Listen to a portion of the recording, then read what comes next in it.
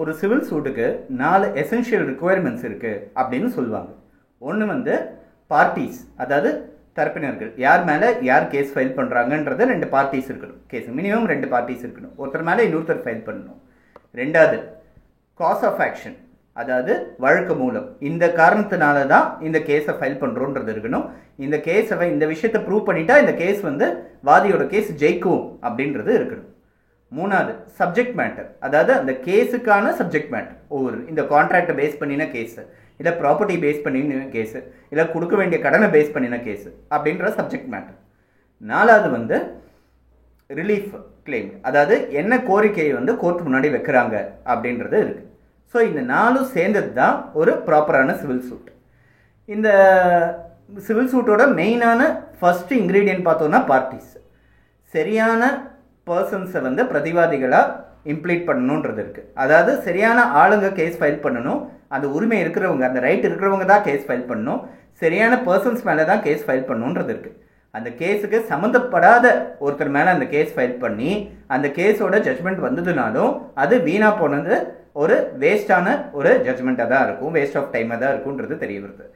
So முக்கியமானது அந்த பார்ட்டிஸ்ன்றது யார், ஒரு சிவில் சூட்டோட பார்ட்டிஸை எப்படி தேர்ந்தெடுக்கிறது, இதை பற்றி சிவில் ப்ரொசீஜர் கோடில் என்ன கொடுக்கப்பட்டிருக்கு.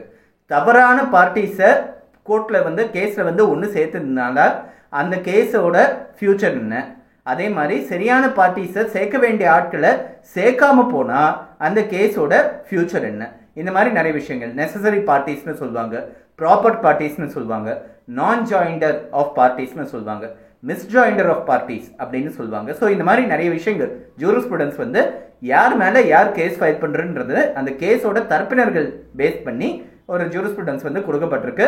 ஆர்டர் 1 சிவில் ப்ரொசீஜர் கோடில் இதை பற்றி விரிவாக கொடுக்கப்பட்டிருக்கு. அதை பற்றி தான் இந்த வீடியோவில் நம்ம இன்னைக்கு பார்க்க போகிறோம்.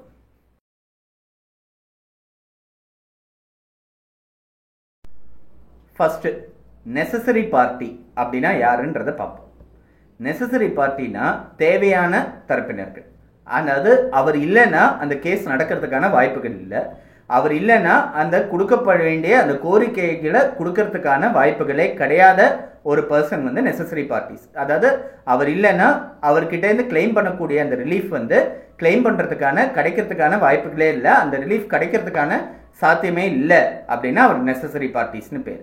அதே மாதிரி அவர் இல்லைன்னா அந்த கேஸ் நடக்கிறதே வெக்ஸேஷியஸ் ஆகிடும் அப்படின்றதும் நெசசரி பார்ட்டிஸ்ன்றது பேர். இவரை வந்து ஒரு தரப்பினராக சேர்க்கலைன்னா அந்த கேஸ் நடத்துறதுக்கான அர்த்தமே கிடையாது அப்படின்றது இருக்கும். ஃபார் எக்ஸாம்பிள், ஒருத்தர் கூட அக்ரிமெண்ட் ஒன்று போட்டார். அந்த லேண்டோட ஒரிஜினல் ஓனர் வந்து சி, ஏக்கும் பிக்கும் ஒரு லேண்ட் விற்கிறதுக்காக ஒரு அக்ரிமெண்ட் போடுறாங்க. அந்த லேண்டோட ஒரிஜினல் ஓனர் வந்து சின்னு தெரிய வருது. அந்த சீனு தெரிய வரும்போது ஏ வந்து பி மேலே கேஸ் ஃபைல் பண்ணும்போது அந்த சியையும் ஒரு பார்ட்டியாக சேர்க்க வேண்டியதாக இருக்குது, நெசசரி பார்ட்டி அந்த பர்டிகுலர் கேஸில். ஸோ பார்ட்டி ஹூஸ் இன்ட்ரெஸ்டட் இந்த ப்ரொசீடிங்ஸ் வேறு, அந்த ப்ரொசீடிங்ஸ் மேலே ஒரு இன்ட்ரெஸ்ட் இருக்கிறவங்கன்றது வேறு, இவங்க இல்லைன்னா இந்த கேஸே நடக்காதுன்றது வேறு. ஸோ இவங்க தான் அவங்க இல்லைன்னா அந்த கேஸே நடக்கிறதுக்கான வாய்ப்புகளே இல்லை அப்படின்னா அவங்க நெசசரி பார்ட்டின்னு பேர். ரெண்டாவது பாசிபிலிட்டி ப்ராப்பர் பார்ட்டி அப்படின்றது இருக்காங்க. அதாவது இவங்க இல்லைன்னா கேஸ் நடக்காதுன்றது இல்லை, ஆனால் இவங்க இல்லைன்னா எஃபிஷியண்டாக ஒரு ஆர்டரை பாஸ் பண்ண முடியாது அப்படின்றவங்க ப்ராப்பர் பார்ட்டி. ஃபார் எக்ஸாம்பிள், ஒரு கேஸ் ஒன்று நடந்தது. ஒரு ஊர் பஞ்சாயத்துக்கும் ஒரு தனிநபருக்கும், ஒரு லேண்டோட ஓனருக்கும் ஒரு கேஸ். அந்த லேண்டோட ஓனருக்கு வந்து ஒரு டெனண்ட்டை வச்சிருக்காரு அந்த ப்ராப்பர்ட்டியில், அதை வாடகைக்கு குத்தகைக்கு வச்சிருக்காரு ஒரு டெனண்ட்டை. இந்த டெனண்ட் வந்து ஒரு ப்ராப்பர் பார்ட்டி ஆகிடுறாரு கேஸில். அதாவது ஊர் பஞ்சாயத்துக்கும் லேண்ட் ஓனருக்கும் வந்து நடுவில் நடக்கிற கேஸில் அந்த லேண்டோட பொசஷனில் இருக்கிற அந்த டெனண்ட் வந்து ஒரு ப்ராப்பர் பார்ட்டி அப்படின்னு சொல்லப்படுறது. ஸோ இது வந்து ப்ராப்பர் பார்ட்டின்றதுக்கான எக்ஸாம்பிள். இது ஏன் ரொம்ப முக்கியமாக தெரிஞ்சுக்க வேண்டிய டிஸ்டிங்ஷன்னா, நெசசரி பார்ட்டி ஒருத்தரை கேஸில் சேர்க்காம போனால் அந்த கேஸே செல்லாது அப்படின்றது ஒரு கோர்ட்டோட ஒரு செட் ரூல், அதாவது ஜென்ரல் ரூல். அதாவது இந்த பார்ட்டி இல்லாமல் இந்த கேஸே நடக்காதுன்றது பட்சத்தில் அவரை வந்து ஒரு பார்ட்டியாக சேர்க்காம அந்த கேஸ் நடத்தினா அந்த கேஸே செல்லாதுன்றது ஒரு ஜென்ரல் ரூல். இது பார்ட்டிஷன் சூட்ஸில் நிறைய பொருந்தும். அதாவது ஒரு பங்காளியை வந்து ஒரு பார்ட்டியாக சேர்க்காமலே கேஸ் நடத்துவாங்க. ஸோ அப்படி நடத்தக்கூடிய கேசஸ் வந்து கேஸ் செல்லவே செல்லாது அப்படின்றது இருக்குது.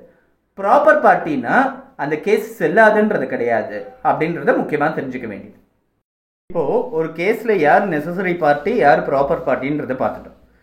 தேவையான ஒரு நெசசரி பார்ட்டியை கேஸில் சேர்க்காம விட்டால் அந்த கேஸ் வந்து இட் இஸ் பேட் ஃபார் நான் ஜாயிண்டர் ஆஃப் பார்ட்டிஸ் அப்படின்னு பேர். அதாவது தேவையான ஒரு நபரை ஒரு பிரதிவாதியை கேஸில் சேர்க்காம போனோம்னா அது வந்து நான் ஜாயிண்டர் ஆஃப் பார்ட்டிஸ் அப்படின்றது பேர். அதே மாதிரி தேவையில்லாத ஒரு நபரை கேஸில் பிரதிவாதியாக சேர்த்தா அவங்களுக்கு பேர் மிஸ்ஜாயிண்டர் ஆஃப் பார்ட்டிஸ் அப்படின்றது பேர். ஸோ இந்த ரெண்டு வார்த்தைகளை தெரிஞ்சு வச்சுக்கணும். Non joinder of parties, misjoinder of parties. மிஸ்ஜாயிண்டர்னா தேவையில்லாத ஒரு ஆளை இழுத்து விடுறது, நான் ஜாயிண்டர் ஆஃப் பார்ட்டிஸ்னா தேவையான ஒரு ஆளை சேர்க்காம விடுறது. ஸோ இது ரொம்ப ஒரு முக்கியமான டேர்ம்ஸ். ஏன்னா ஒரு கேஸ் வந்து நான் ஜாயிண்டர்னாலேயோ இல்லை மிஸ்ஜாயிண்டர் ஆஃப் பார்ட்டிஸ்னாலேயோ ஒரு கேஸ் வந்து டிஸ்மிஸ் பண்ணுறது கூடாதுன்றது ஒரு ஜென்ரல் ரூல். இதுக்கான ஒரே எக்ஸெப்ஷன் வந்து நான் ஜாயிண்டர் ஆஃப் நெசசரி பார்ட்டி. அதாவது தேவையான ஒரு நபரை, கேஸுக்கு ரொம்ப முக்கியமான ஒரு நபரை வந்து ஒரு பார்ட்டியாக சேர்க்காம அந்த கேஸ் நடந்துட்டு இருக்கு அப்படின்னா அந்த கேஸ் வந்து தள்ளுபடி செய்ய வேண்டியது அப்படின்றது ஒரு ஜென்ரல் ரூல். இந்த ரூலுக்கு அப்பாற்பட்டு ஒரு மிஸ்ஜாயிண்டர் நடந்ததுன்ற ஒரே காரணத்தினாலேயோ இல்லை நான் ஜாயிண்டர் நடந்ததுன்ற ஒரே காரணத்தினாலேயோ அந்த கேஸை தள்ளுபடி பண்ணக்கூடாது அப்படின்றது ஒரு ஜென்ரல் ரூல். ரொம்ப முக்கியமாக தெரிஞ்சுக்க வேண்டிய ரூல். இந்த ரூலை வந்து நிறைய இடத்துல சுப்ரீம் கோர்ட்டும் சரி நிறைய ஹைகோர்ட்ஸும் சரி ரீஇன்ஃபோர்ஸ் பண்ணியிருக்காங்க. ஆர்டர் 1 ரூல் 13 சிபிசி அதில் அப்ஜெக்ஷன்ஸ் டு நான் ஜாயிண்டர் அண்ட் மிஸ்ஜாயிண்டர் அப்படின்ற ஒரு ப்ரொவிஷன் இருக்கு. அதாவது ஒரு தவறாக சேர்க்கப்பட்ட ஒரு ஆள் இல்லைனாக்கா தவறுதலாக சேர்க்கப்படாமல் விட்ட ஒரு பர்சன், இந்த ரீசன்னால அந்த கேஸ் மேலே ஒரு அப்ஜெக்ஷன்ஸ் ரைஸ் பண்ணணும்னா அதை ஏர்லியஸ்ட் பாசிபிள் ஆப்பர்ச்சுனிட்டி இருக்கிறதுலே எவ்வளோ சீக்கிரமாக பண்ண முடியுமோ இருக்கிறதுலே முன்னாடி ஃபர்ஸ்ட் பாசிபிள் ஆப்பர்ச்சுனிட்டி முதல் வாய்ப்பில் அதை ஃபைல் பண்ண வேண்டியது. அதுக்கான அப்ஜெக்ஷன்ஸ் ஃபைல் பண்ண வேண்டியது. அந்த அப்ஜெக்ஷன்ஸ் ஃபைல் பண்ணுறதுக்கான provision, legal provision order 1 rule 13. இந்த அப்ஜெக்ஷன்ஸை ஒரு இஷ்யூஸ் ஃப்ரேம் பண்ணதுக்கு அப்புறம் ஃபைல் பண்ண முடியாது. Except in case issues frame பண்ணதுக்கு அப்புறம் தான் இவங்க வந்து நான் ஜாயிண்டர் இல்லை மிஸ்ஜாயிண்டருக்கான அடிப்படை வந்து சர்ஃபேஸ் ஆச்சுன்றதை வந்து நம்மளால ப்ரூவ் பண்ண முடிஞ்சதுன்னா சரி. இல்லைன்னா இஷ்யூஸ் ஃப்ரேம் பண்ணதுக்கு அப்புறமே இது நான் ஜாயிண்டர் அதனால இந்த கேஸ் வந்து செல்லாது, இல்லைனா இது மிஸ்ஜாயிண்டர் தவறுதலாக ஒரு பார்ட்டியை சேர்த்துட்டாங்க அதனால இந்த கேஸ் செல்லாது அப்படின்னு சொல்லி இந்த கேஸை தள்ளுபடி பண்ண சொல்லி கேட்டு பெட்டிஷன் ஃபைல் பண்ண முடியாதுன்றதே இருக்கு. இது objections as to non joinder and misjoinder of parties order 1 rule 13 of சிபிசியில் இருக்கு. இப்போ கமெண்ட்ஸில் வந்து ஒருத்தர் கேட்டிருந்தார், ஒரு வியூவர் ஒரு கொஸ்டின் கேட்டிருந்தார். ஒரு அப்பீல் ஃபைல் பண்ணிட்டு அந்த அப்பீலில் ஒரு சிவில் கேஸை அப்பீல் நடக்கும்போது சம்மந்தப்படாத ஒரு பிரதிவாதி, தேவையில்லாத ஒரு பிரதிவாதி வந்து ஒருத்தர் இருக்காரு, அவர் டிஸ்சார்ஜ் பண்ணுறதுக்கு எதனா ப்ரொவிஷன் இருக்கா, அவர் இந்த கேஸ்லேருந்து நகர்த்தி விடுறதுக்கு எதனா ப்ரொவிஷன் இருக்கா அப்படின்னு கேட்டிருந்தார்.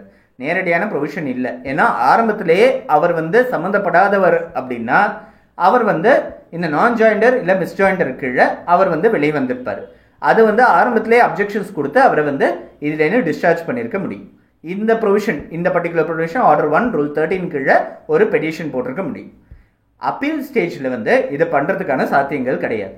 ஏற்கனவே சுப்ரீம் கோர்ட் வந்து ஒரு பர்டிகுலர் கேஸில் சொல்லியிருக்காங்க அப்பீல் ஸ்டேஜில் இதை அக்செப்ட் பண்ண முடியாது அப்படின்றத சொல்லியிருக்காங்க. ஸோ அப்பீல் ஸ்டேஜில் வந்து நான் ஜாயிண்டர்ன்ற டிஃபென்ஸோ இல்லை மிஸ்ஜாயிண்டர்ன்ற டிஃபென்ஸோ எடுக்க முடியாது.